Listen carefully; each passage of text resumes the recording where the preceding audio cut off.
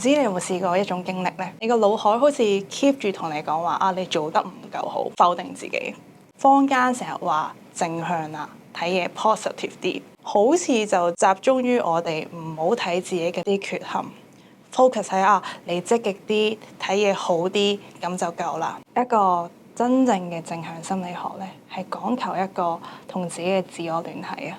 真係可唔可以睇翻屬於自己嘅優勢，或者所謂嘅 resilience 心理韌性？其實咧，呢度有個好好嘅方法啦，咁叫做正向詮釋嘅。佢唔係講我哋可以改變過去，但係講求咧就係我哋改變過去對我哋嘅影響，為你自己嘅經歷俾一個新嘅意義俾自己。如果咁樣睇翻呢，其實你會比自己想象中更加強大㗎。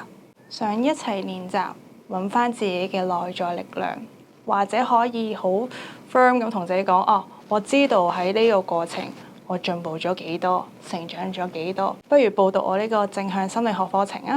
呢6節嘅旅程，我同你一齊發掘屬於你自己嘅內在力量。